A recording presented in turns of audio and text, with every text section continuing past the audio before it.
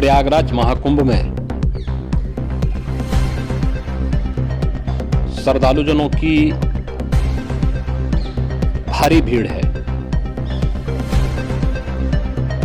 लगभग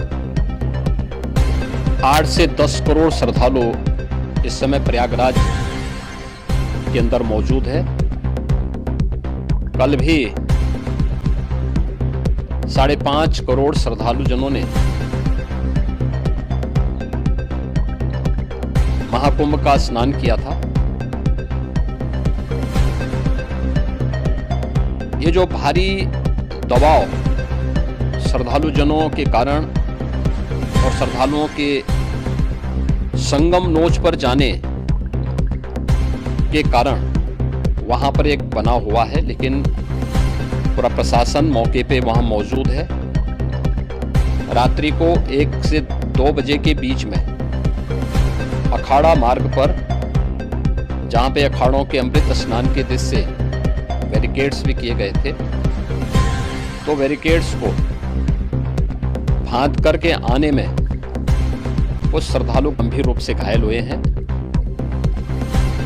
उन्हें तत्काल हॉस्पिटल में पहुंचा करके उपचार आदि की व्यवस्था उनके लिए की गई है। उनमें से कुछ श्रद्धालु गंभीर रूप से घायल हैं। लगातार प्रशासन स्थानीय स्तर पर श्रद्धालुओं की सकुशल स्नान कराने के दृष्टि से रात्रि को कल सायंकाल 6:30-7 बजे से ही मौनी अमावस्या का मुहूर्त प्रारंभ होने के बाद से ही लगातार लगा हुआ है। प्रयागराज में महाकुंभ में श्रद्धालुजनों के सकुशल स्नान करने,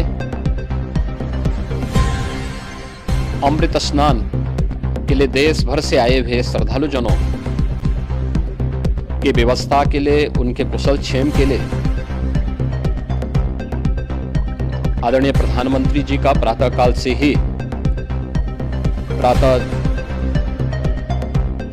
से ही उनके लगभग 4 बार प्रधानमंत्री जी ने हालचाल लिया है। माननीय गृह मंत्री जी ने, माननीय राष्ट्रीय अध्यक्ष भारतीय जनता पार्टी श्री जेपी नड्डा जी ने, माननीय गृह मंत्री श्री अमित शाह जी ने भी, और प्रदेश की माननीय राज्यपाल श्रीमती आनंदीबेन पटेल जी ने भी लगातार जानकारी लेकर के सभी के कुशल क्षेम और सकुशल स्नान कराने के बारे में निरंतर रिपोर्ट ले रहे हैं। हम लोगों की प्रातःकाल से ही श्रद्धालुजन जो भी आए हैं वे स्नान कर सकें, इसके लिए यहाँ पे उच्च स्तरीय बैठक भी चल रही है, जिसमें मुख्य सचिव भी हैं, डीजीपी हैं, प्रमुख सचिव गृह हैं, मुख्यमंत्री कार्यालय के अपर मुख्य सचिव के साथ एडीजी लॉ एंड ऑर्डर के साथ साथ अन्य वरिष्ठ अधिकारीगण मौजूद हैं। प्रयागराज में हालात वर्तमान में नियंत्रण में हैं, लेकिन भीड़ का दबाव बहुत बना हुआ है। अखाड़ा परिषद से जुड़े हुए पदाधिकारियों के साथ मैंने स्वयं भी बातचीत की है।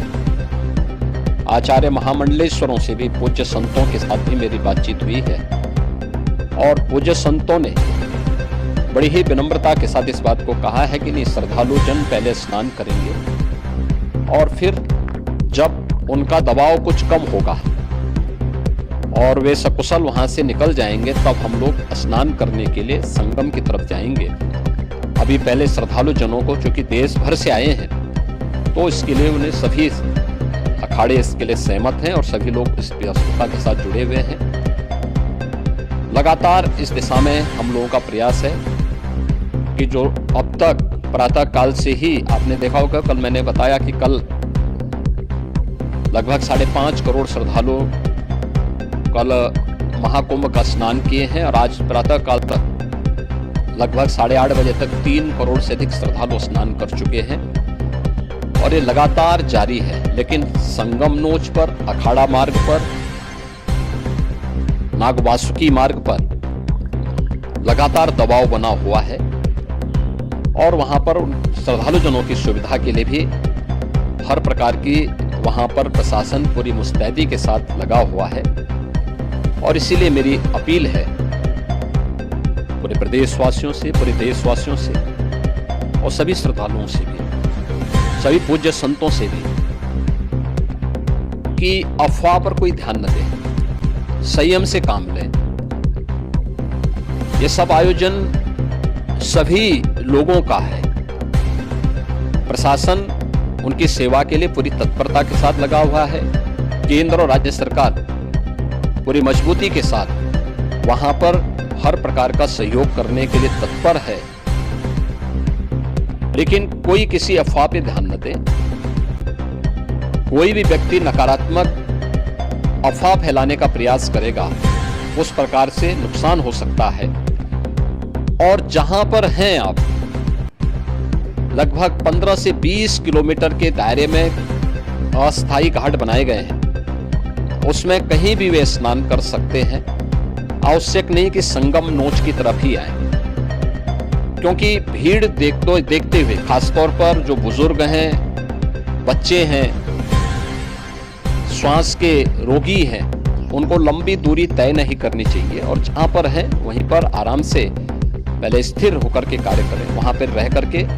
और जो नजदीक के घाट हैं, उसी नजदीक के घाट में स्नान करेंगे। सब गंगा जी के ही घाट हैं और गंगा जी के इस घाट में वही पुण्य प्राप्त होगा। ये मौनी अमावस्या है। मौनी अमावस्या में स्नान का महत्व है। संगम में स्नान का दबाव बहुत ज्यादा है, इसलिए सभी लोग अगर वहां पे इसमें अपना सहयोग करेंगे तो सकुशल हम सभी श्रद्धालु जनों को वहां पर स्नान करने में सफल होंगे। और फिर इसके उपरांत अमृत स्नान के लिए पूज्य संतों से भी